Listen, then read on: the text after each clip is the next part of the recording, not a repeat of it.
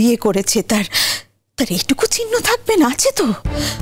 ওসব নিয়ে তুমি ভেবো না, একদম ভেবো না। করুন কাকিমা, অপমান করুন, অপমান করুন, শাসন করুন, আমার কোনো আপত্তি নেই, কিছু বলার মুখও নেই আমার। শুধু এইটুকু বলবো যে আজকে আমি মহলকে এখানে ছেড়ে যাব না।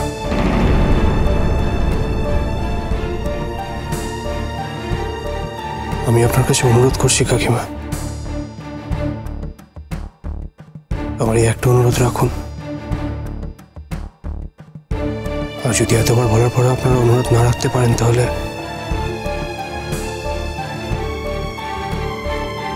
বাধ্য হয়ে আমাকে আমার অধিকারের প্রয়োগ করতে হবে। কিসের অধিকার তোমার? অধিকার দেখাতে এসেছে এখন?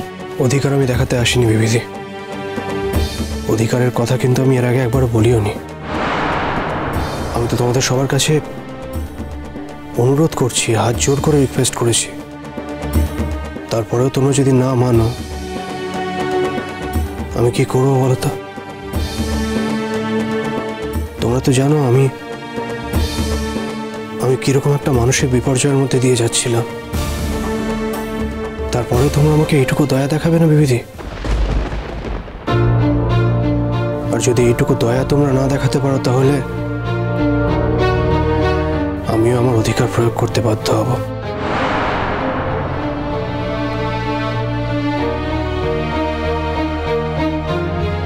মহল আজকে আমার সঙ্গে বাড়ি ফিরবে। তুমি কিন্তু আবার আমার মেয়ের সর্বনাশের দিকে হাত বাড়াচ্ছ রোদ্দুর। না কাকিমা, আমি আপনার মেয়েকে সর্বনাশের হাত থেকে বাঁচাতে চাইছি। আর যদি আপনারা মহলকে বাড়ি নিয়ে যান তাহলে কিন্তু তাতে ওর কোনো উপকার হবে না, হয়তো আর কোনোদিনও কথাই বলতে পারবে না।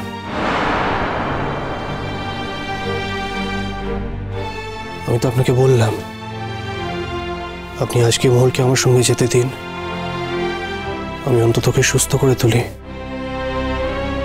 তারপরেও যদি মনে হয় আমাকে ছেড়ে চলে যাবে, ও যেদিন বলবে সেদিন আপনারা এসে ওকে নিয়ে যাবেন।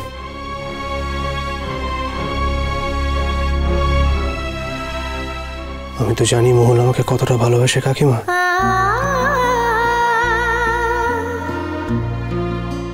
আমি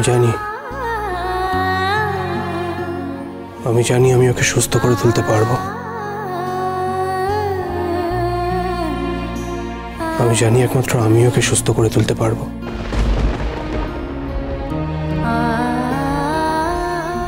তাছাড়া আপনারা ভুলে যাচ্ছেন আমি শুধুমাত্র ওর হাজবেন্ড নই, আমি কিন্তু একজন ডাক্তারও।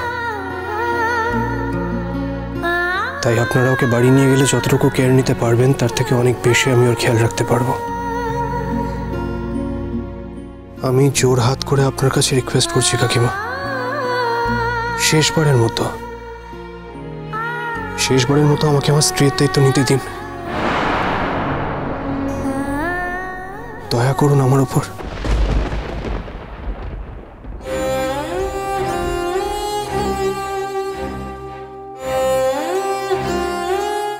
কেঁদো না মহল, আমি তোমাকে কথা দিচ্ছি আমি তোমার চোখের জল মুছিয়ে দেব, আর কোনোদিনও তোমাকে কাঁদতে দেব না। তুমি দেখো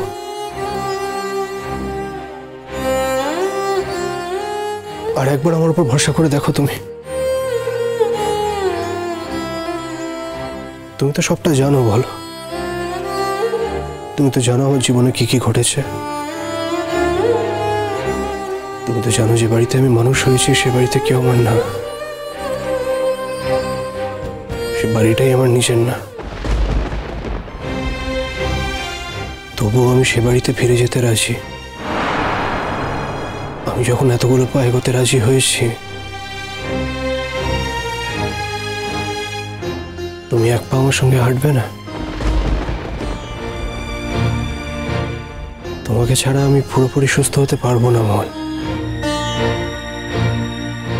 তুমি আমার পাশে না থাকলে হয়তো কোনোদিনই পারবো না। তুমি নিজেই দেখো, আজ এই সিচুয়েশনটার কথা শুনে কিন্তু আমি আমার সব দুঃখ সব কষ্ট ত্যাগ করে স্বাভাবিক জীবনের প্রতি ফেরত আসার একটা চেষ্টা করছি মল। এই চেষ্টাটায় তুমি আমাকে সাপোর্ট করবে না? আমি জানি আমি অনেক ভুল করেছি, আমি জানি আমি তোমাকে কতটা হার্ট করেছি।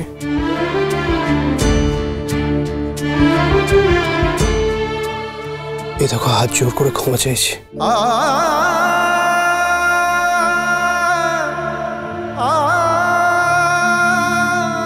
কান ধরে ক্ষমা চাইছি।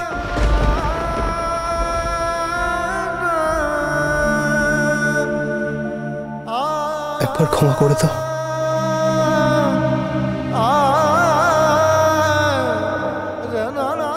চলো না মহল, আমরা বাড়ি ফিরে যাই। চলো না, বাড়ি ফিরে যাই, চলো।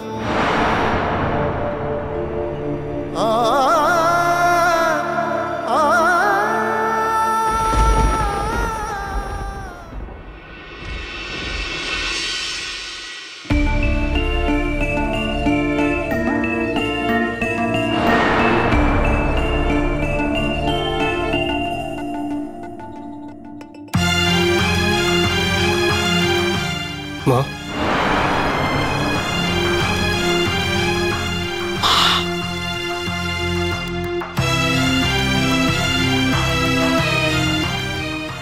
কি বললি? কি বললি তুই রুদ্র? আমার বল, আমার বল। আমার মা বলে ডাকলি তুই? মা বলে ডাকলি? আমি তো ভেবেছিলাম এই ডাকটা চিরকালের জন্য আমার জীবন থেকে মুছে গেছে, আর কোনোদিনও কেউ আমাকে মা বলে ডাকবে না। আমি তো ভেতরে ভেতরে মরতে বসেছিলাম বাবা, শেষ হয়ে যাচ্ছিলাম ভেতরে ভেতরে। বিশ্বাস কর, তোর মা শেষ হয়ে যাচ্ছিল। বুঝতে পারিসনি তুই? তুই বুঝতে পারিসনি? কেন বুঝতে পারিসনি?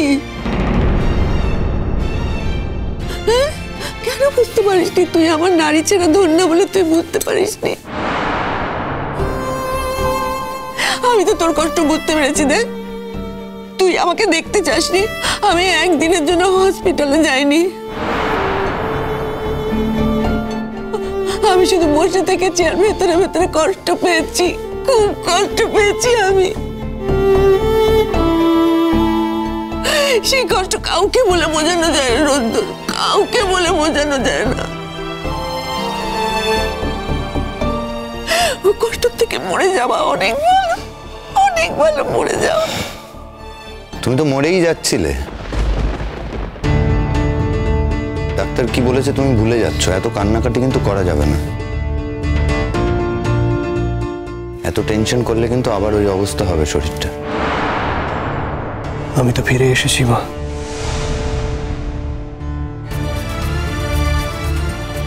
কোথাও যেতে পারলাম তোমাদের ছেড়ে?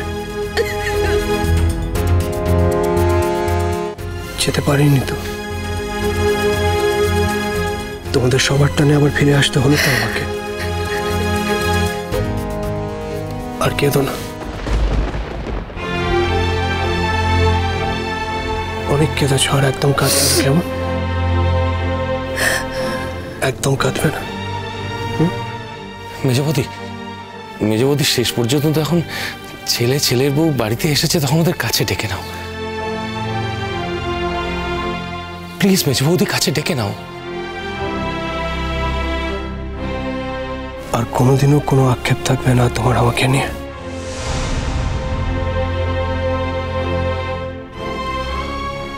আমি তোমাকে কথা দিলাম মা, আমি যেখান থেকে এসে থাকি না কেন, মা বলে তো তোমাকেই ডেকেছি। বলো, জীবনের প্রথম দিন থেকে মা বলে তোমাকেই তো চিনেছি।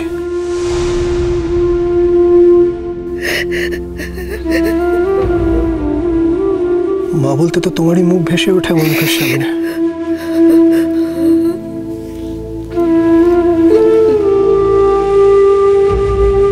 আর একদম কাঁদবে না কেমন? তোমার থেকে বেশি কে ভালোবেসেছে বলো আমাকে? আমার অসুখে, আমার বিপদে কে পাশে থেকেছে আমার? তোমার থেকে বেশি কেউ কোনোদিন করতে পেরেছে বলো? আর একদম কাঁদবে না তুমি।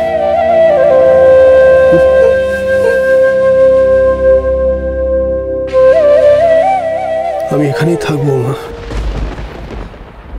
এখানেই থাকবো, কোথাও যাব না। কেন যাব বলো? এই পরিবারের একটাও মানুষ আমাকে কোনোদিনও বুঝতে দিয়েছে যে আমি এই বাড়ির কেউ না? বুঝতে দিয়েছে বলো? এমন করে বলিস না বাবা, আমরাও তো এতদিন জানতাম না তুই কে।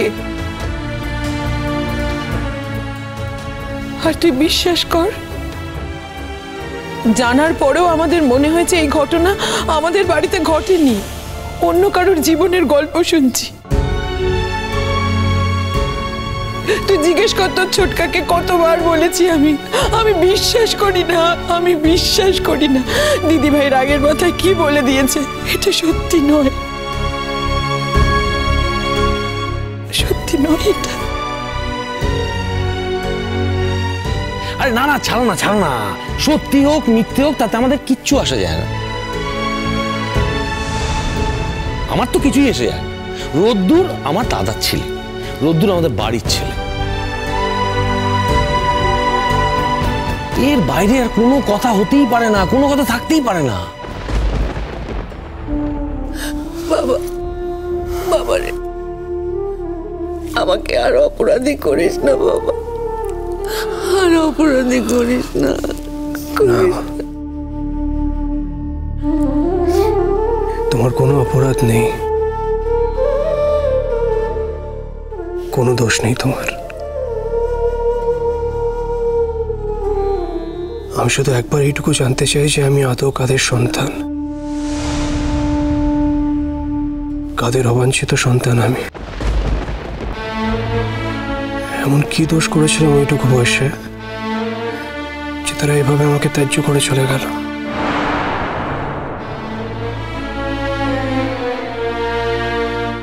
আমি জানি না তোমরা কোনোদিনও আমাকে বলবে কিনা, তবে এটা জানার কৌতূহল আমার থাকবে মা, আমৃত্যু থাকবে। আমিও তাই বিশ্বাস করি দাদা ভাই। আমি বিশ্বাস করি যে যেটা সত্যি সেটা তো জানা উচিত। হ্যাঁ অবশ্যই, ওই মানুষটার সামনে গিয়ে তো প্রশ্ন করা উচিত। তোর বলা উচিত যে হ্যাঁ তুমি আমায় জন্ম দিয়েছো, কিন্তু কেউ একজন আমায় কুড়িয়ে বড় করেছে, আমায় জীবন দিয়েছে। এই কথাটা কিন্তু তো শোনানো উচিত তাকে, আমার মনে হয়। রাঙাদা দেখ, আমরা না এই বিষয় নিয়ে কেউ কথা বলতে এখন ইন্টারেস্টেড নই। তুই প্লিজ তোর এক্সপার্ট কমেন্টসগুলো তোর কাছেই রাখ।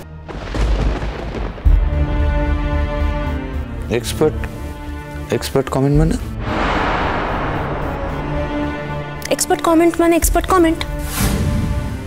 তুই দেখ না, দাদা ভাই এতদিন বাদে বাড়িতে ফিরলো, and look what you are doing. তুই কি করছিস দেখ। তুই হ্যাঁ, সে আসতে না আসতে তুই কি বলছিস? তুই কি বলছিস বল, যে তার জন্ম কোথায়, তাকে কোথায় কে ফেলে দিয়েছে, এইসব নিয়ে তো আমরা ইন্টারেস্টেড নই। আমরা কি এগুলো নিয়ে কথা বলতে চাই? আমরা তো চাই না। আর দেখ, ফর ইয়োর কাইন্ড ইনফরমেশন, মা কিন্তু শুধুমাত্র ওকে কুড়িয়ে এনেছে তা কিন্তু নয়। আমার মা তার জীবনে যখন একটা খুব রাফ প্যাচের মধ্যে দিয়ে যাচ্ছিল, খুব প্রচন্ড ডিপ্রেশনের মধ্যে দিয়ে যাচ্ছিল, তখন দাদা ভাইকে পেয়ে তার প্রাণটা বেঁচেছে। তাই মাই শুধু দাদা ভাইয়ের প্রাণ বাঁচিয়েছে এরকমটা কিন্তু নয়, দাদা ভাইও কিন্তু ইন টার্ন মায়ের প্রাণটা বাঁচিয়েছে। না, আমি কি কিছু ভুল বলছি তুই বল? এটা তো হয়েছে। আর এখানে কেউ কাউকে কিন্তু দয়া করেনি। দুজনেরই দুজনকে প্রয়োজন ছিল, দুজনেই দুজনকে পেয়েছে। আমাদের পরিবারেরও আমাদের দাদা ভাইয়ের মতো মানুষকে খুব খুব প্রয়োজন ছিল। তাই বলছি, কাইন্ডলি তোর এক্সপার্ট কমেন্টসগুলো you please keep it to yourself. চুপ কর না। এইসব কথাগুলো এখন বন্ধ কর না, এসব আলোচনা এখন করতেই চাই না। তোরা ভেতরে যা না, ভেতরে যা তোরা।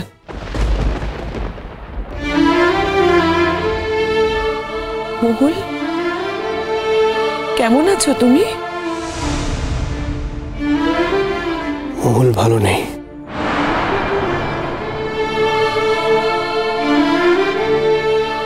মহুল একদম ভালো নেই মা।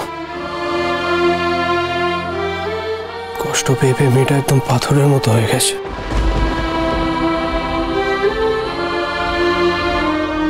কিন্তু এই পাথরে প্রাণ সঞ্চয় করার দায়িত্ব আমার। দিনের পর দিন আমরা সবাই মহুলকে কষ্ট দিয়েছি, আমিও দিয়েছি। নিজের কষ্টটাকে বড় করে দেখেছি, ওর কষ্টটাকে কোনো দামই দিইনি।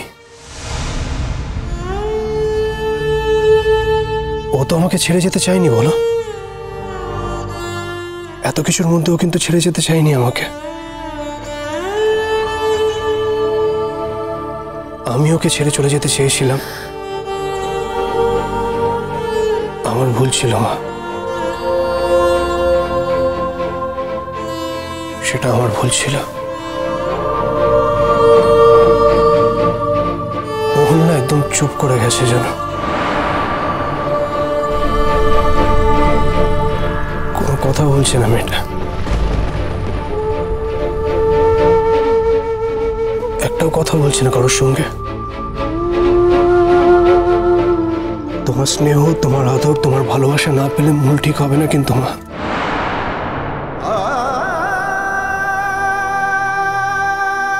আমরা তো সবাই দিনের পর দিন মহুলকে কষ্ট দিয়েছি।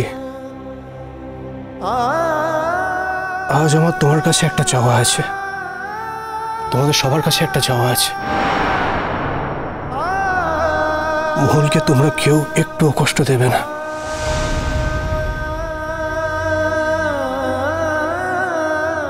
আমার এই একটা কথা তোমরা রেখো, এই একটা কথা তুমি রেখো মা, আমার এই একটা কথা তুমি রেখো। বাবা,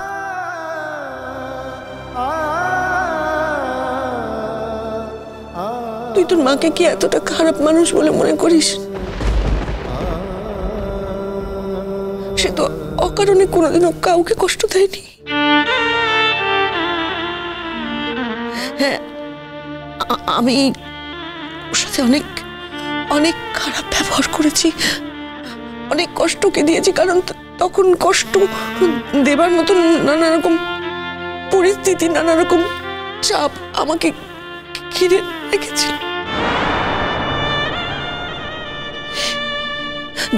জায়গা আমি এখন আর সেসব কথা আলোচনা করতে চাই না।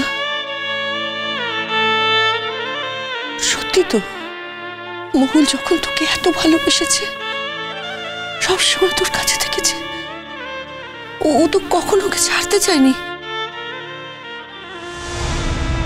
বলো, আমরা এতবার বলা সত্ত্বেও ও কিন্তু কখনো রোদ্দুরকে ছেড়ে যায়নি।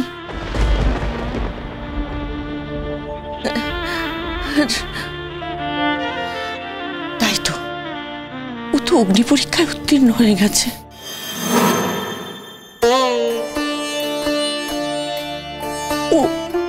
ওকে আমরা কেউ আর কখনো কোনো কষ্ট দেব না, আমি তোকে কথা দিচ্ছি বাবা,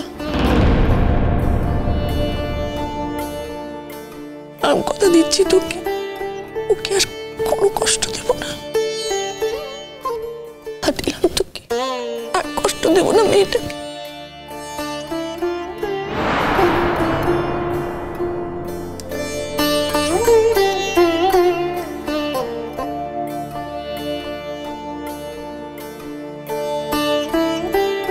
মহুল,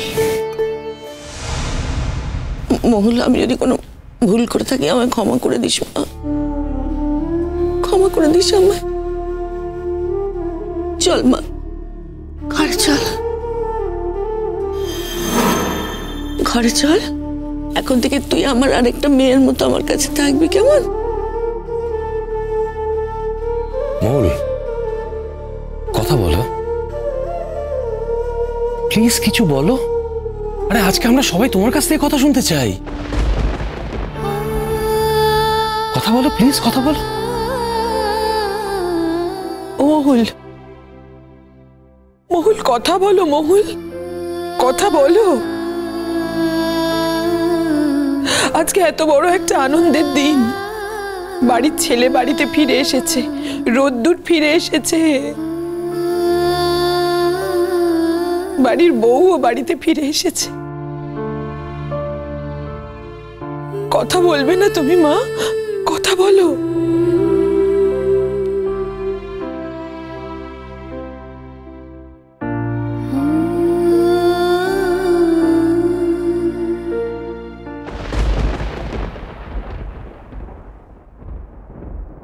আমারও অনেক রাগ, অনেক অভিমান তোর ওপর ছিল, সত্যি সত্যি ছিল, কিন্তু এখন আর কিচ্ছু নেই মা, কিচ্ছু নেই, বিশ্বাস কর।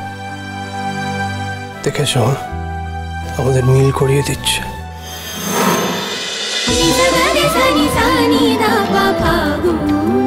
চলো চলো চলো চলো চলো পাল্টাই।